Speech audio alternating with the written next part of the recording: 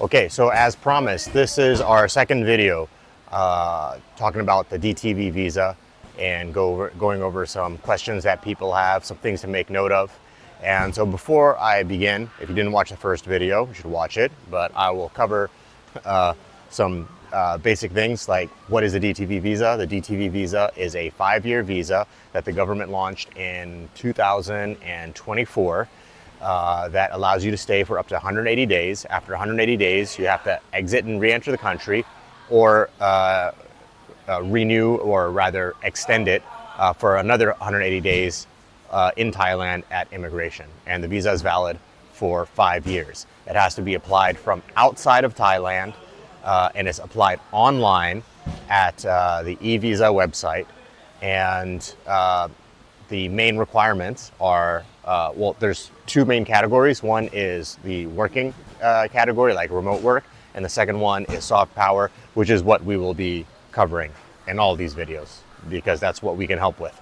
So the requirements for the soft power are, one, fill out the form correctly and pay the visa fee. Number two, have the minimum required financials, which is 500,000 baht in a bank account. And number three, have a certified enrollment in a soft power activity, whether that's Thai cooking, Muay Thai, which we can help with. There's been for like music, there's multiple Thai cultural activities that you can take part in. Cooking and Muay Thai are by far the most popular.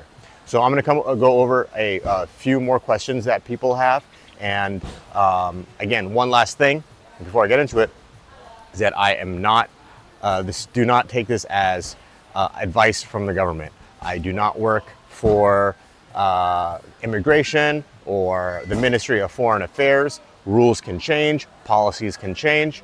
I'm just giving you the best information that I have. We've done over 700 DTV applications for our members over the past almost 2 years. And so I've got a lot of experience. Tiger Eye here, we've done almost 50 nationalities, probably more, almost 50 embassies and consulates around the world. So we have seen it all, every single continent outside of Antarctica. All right, so now that we've covered the basics, let's go over, like, how do I know that the soft power activity or the gym that I'm at can issue the DTV visa, or rather issue the documents needed to apply for the DTV visa. There are a lot of gyms. I would say the majority of gyms in Thailand should be able to help, right? I mean, you need to be a gym that is registered with the sports authority and registered as a business. So, I mean, this is Thailand. There's lots of gyms that have been around for decades, great gyms. So, if maybe you're not in Bangkok, maybe you're somewhere else, you'll be able to find a gym. What I have noticed in the past few months is that there are now places popping up that weren't gyms and have specifically popped up for the purpose of helping people with a visa. I don't know how that's going to turn out in the end. Because if you look at the track record of like other visas in the history, like the education visa and volunteer visa, but these were like kind of taken advantage of by people and exploited, and in the end they became more difficult to get and crack down upon. So a lot of these random places like popping up, like I have seen places that are in office buildings and are like language schools and pretty much have set up a ring in the corner for the purpose of having a photo, right? But these are not Muay Thai gyms. So I don't know how that's working. So you definitely look at the track record and see, is it actually a gym? Do people actually go there to train? So yeah, because you don't want something to happen later on, because I don't see this ending up in a good way for the, people that are doing these things, the things that are popping up like this. Okay, yeah, I mean, as you can see, like, we're at a real gym right now. There's people training, and I'm gonna go take a walk now. All right, so another question is, or the person applying, do you need a agency to help you with this? I covered this briefly in the last video, and I'll go over some additional things again for people watching to make note of. First of all, there are, generally speaking, I would say no, you don't need an agent, and I'll explain why, and hopefully it makes sense. But there are legitimate companies and organizations or agencies out there that can help, and I'll name some. The Siam Legal has been around for a long time. I've heard very good things about ISA Compass. So if, and now if where you may need assistance, maybe English is not your first language. Maybe you are just really, really bad with paperwork. And, maybe you have a learning disability. I don't know, right? But maybe you just really don't trust yourself to fill out the form properly. Again, it's a pretty simple form, but, even myself, I don't like paperwork. I feel like I could fill out the form, but, maybe you just, it's easier for somebody to have somebody look over everything and verify it. Now, we can do that here for you within reason. But I generally don't think you need an agent. I think that, and here's some of the things where I don't understand how this comes in, is that you are applying for the visa at an embassy or consulate that comes under the Ministry of Foreign Affairs, right? And then once you get issued the visa, you enter Thailand, and then that is screened and handled by immigration from that point onwards, right? So these are two different government departments that are involved here. Now, I know that, if you are in Thailand and you need to get a visa, if you need to get your visa renewed, like a marriage visa or a work visa, it can be a hassle, and it can require a lot of paperwork. The rules can change, and you got to spend all day at the immigration office, and it can be a huge headache, and you may have to go there and come out, and, and so agents have helped a lot of people with their visa handling in this regard at immigration, right? And a lot of them have relationships, with the people who work at immigration, but just because they're helping people out for so long. They know people, they can go and talk to people and whatnot, right? It's a lot different for the Ministry of Foreign Affairs, like random agencies that pop up. You think that they're going to have people that they know at the Embassy of Madrid and the Embassy of Ho Chi Minh and the Embassy of Jakarta and the Embassy of Munich. And it's done online. Who are they interacting with, right?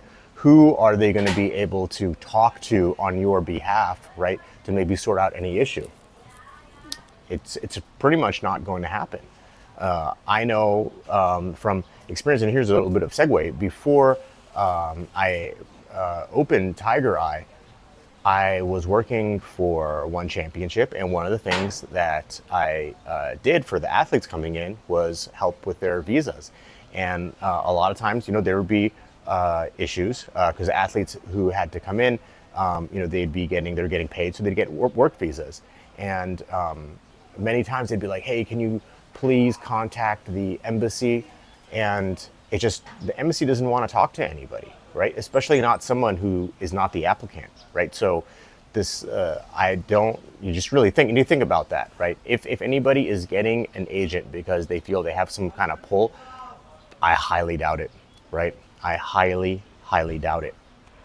And another thing is that,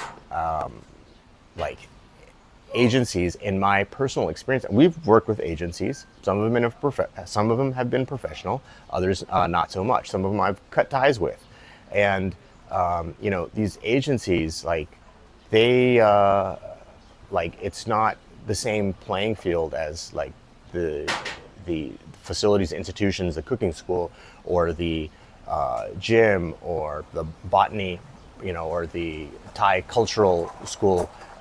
Whatever is supporting your soft power document, the responsibility is asymmetric. And what I mean by that is that, agencies can go out and they can, fill out the application, and they can do no vetting, no vouching, and or possibly even doctor people's documents and apply for them through the e-visa portal.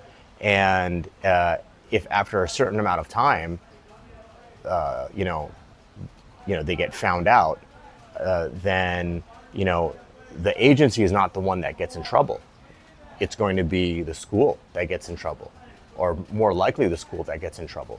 And what is the agency going to do? They're just going to move on to the next one, right? They're going to find another school to work with. So I'm personally, from being a school owner, hesitant to work with agents. And I've reached out to some sometimes to kind of figure out what they do. And I have at some points even asked, like, hey, what if I don't have the 500,000 in my bank? They're like, okay, no problem, just send us a screenshot of your bank account. And I was like, well, what does that mean?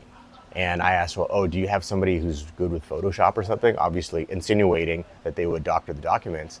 And I got a thumbs up to my message, right?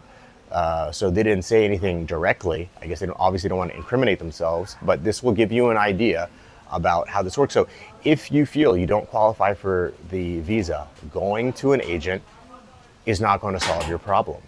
And if it does happen to solve your problem, you are then further on setting up failure for other people later on, because it's not, you're not, people, that agency is not going to be lucky forever.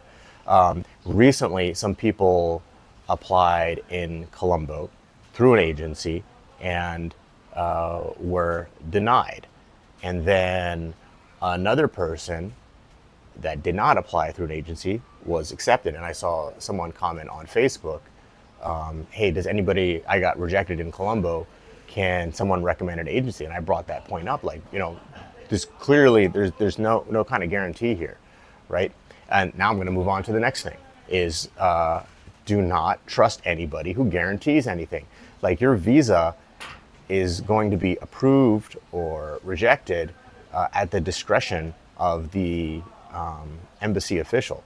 Like, technically speaking, I'm not saying this happens, maybe it's happened in 0.1% of cases, but hypothetically speaking, you could have somebody who's having a bad day, it's 4:59, and you're the last application, and for whatever reason, it gets rejected. You don't know why, right? Now, if you went through somebody who was guaranteeing it, I don't know how can that be guaranteed, right? So I can't guarantee. I never guarantee anything to anybody who reaches out to us about the DTV.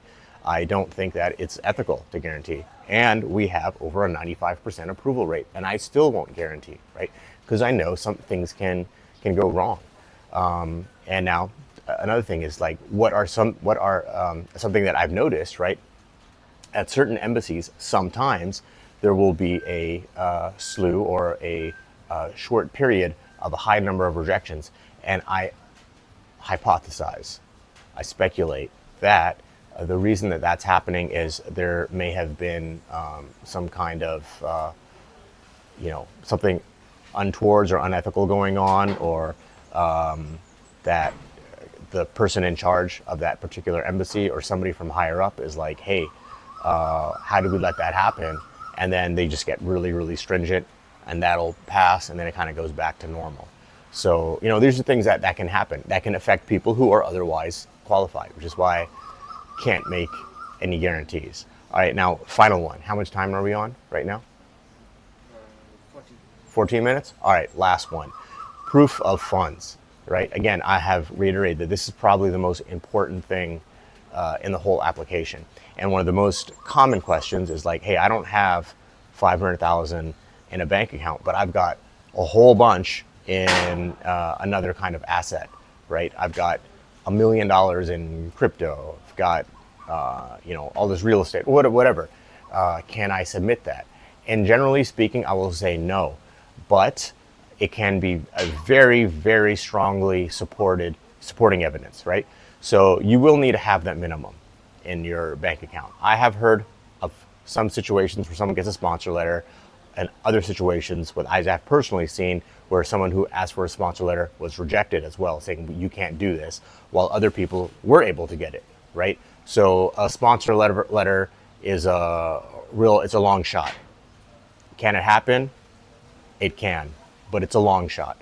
And you probably have to show a real strong sponsor letter, right? Like your parents, right? Not your buddy, your parents who've got $1 million in the bank, right? Be like, yeah, we're gonna take care of our kid. Sure, no problem.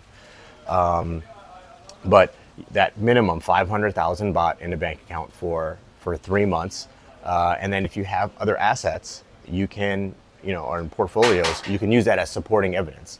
And if you have some kind of supplemental income or passive income, even if it's a few $100s a month, you can also use that as supporting evidence. So this is video number 2. Please, leave any comments if you have any questions. I can go on about a lot of these things for a long time. So it's my pleasure to answer them. And you can watch the next one as it comes out.